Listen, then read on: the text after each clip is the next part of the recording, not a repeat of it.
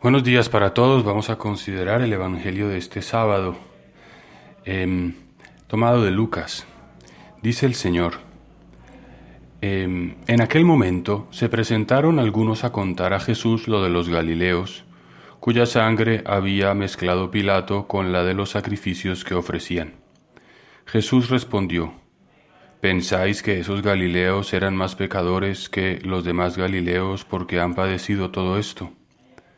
Os digo que no, y si no os convertís todos, pereceréis lo mismo.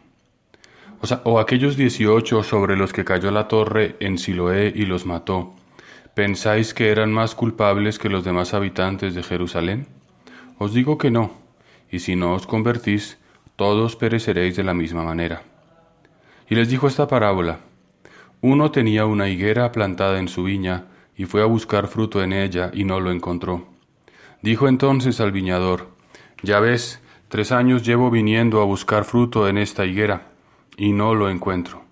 Córtala, ¿para qué va a perjudicar el terreno?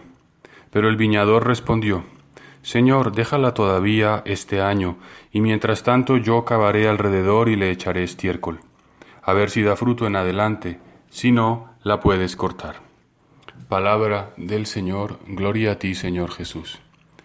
Bien, pues es bien interesante este pasaje del Evangelio porque nos hace pensar en los acontecimientos de la vida actual. Hoy como ayer suceden cosas que humanamente son inexplicables: catástrofes, huracanes, terremotos, realidades que las fuerzas de la naturaleza no permiten predecir completamente, o que la mano del hombre no permite evitar, ¿no? Accidentes, circunstancias de todo tipo. Y también hoy como ayer suscitan interrogantes a nuestra vida. ¿Por qué pasa esto? ¿Por qué pareciera que las catástrofes se ceban sobre ciertas regiones del planeta mientras que otras aparentemente viven en estabilidad y en tranquilidad? Son preguntas que tienen una respuesta siempre parcial, a las cuales no podemos contestar completamente.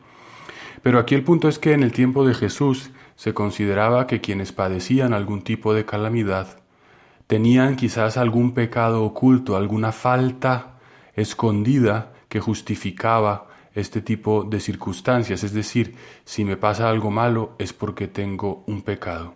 Y eso de alguna manera era una explicación que para muchos bastaba y que se constituía como en una especie de calmante de la conciencia, como de tranquilizador. Pero Jesús los saca de esa mentalidad y les dice: no ocurrió esto a estas personas porque fuesen más pecadores. Y lo importante no es exactamente por qué les pasó a ellos, o digamos justificarme ante la circunstancia de otro. Jesús reconduce esta pregunta a la necesidad de la conversión continua, porque dice: si no os convertís, todos moriréis del mismo modo. Es decir, que independientemente de las circunstancias materiales que nos puedan rodear o de los problemas que podamos tener, todos y cada uno tendremos un juicio, y en ese juicio se decidirá una suerte definitiva, y en ese juicio pues ya, digamos, ante ese juicio, una enfermedad, un accidente, una calamidad natural, pues se relativiza de modo completo. Es decir, estas circunstancias que se pueden padecer en la tierra son siempre pasajeras. De frente al juicio definitivo, entonces la mirada nuestra debe ser otra. Y debe ser no la del que se tranquiliza y se justifica, sino la del que continuamente busca hacer la voluntad de Dios, ¿no? Convertirse, esa es la palabra, convertirse. Y luego entonces el Señor pone el ejemplo de la higuera que no da fruto. Es interesante que pareciese que el dueño de la vid, donde está plantada la higuera, pues fuese el Padre, y que este viñador que intercede por la higuera fuera Cristo. Y digo interesante porque el argumento para pedir un poco más de tiempo, que es más o menos lo que el Señor haría con nosotros, ¿no? Si tú y yo no nos hemos convertido, si tú y yo aún no hemos decidido de manera absolutamente radical ser santos y hacer la voluntad de Dios, Cristo intercede por nosotros en el cielo, como dándonos un poco más de tiempo. Quizás el mundo no se ha acabado, no porque Dios sea tolerante y permisivo con los malvados, sino porque quiere que nosotros, los que quizás somos tibios, nos acabemos de convertir. Esa sería otra óptica también sobre la historia. Pero volviendo al punto, el argumento que le da el Señor es: déjala, y mientras tanto yo cavaré alrededor y le echaré estiércol. Es interesante esto, ¿no? La manera como el viñador intercede es argumentando que a esta higuera le echará estiércol.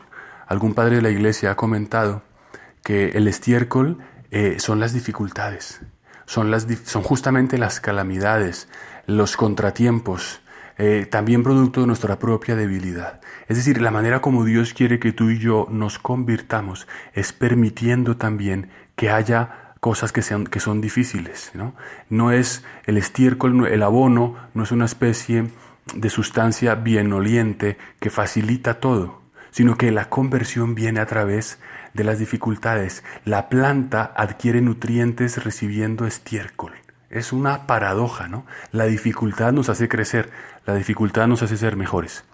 Pues pidámosle al Señor esta gracia hoy, de reconocer que todo tiempo que vivimos, todo instante de nuestra existencia es una ocasión para convertirnos a Dios, para reconocer el valor de cada segundo y en segundo término, que siempre a través de la dificultad tenemos algo que nos cuesta, es la manera como Cristo intercede por nosotros para darnos tiempo de hacer la voluntad de Dios y de dar fruto como la higuera.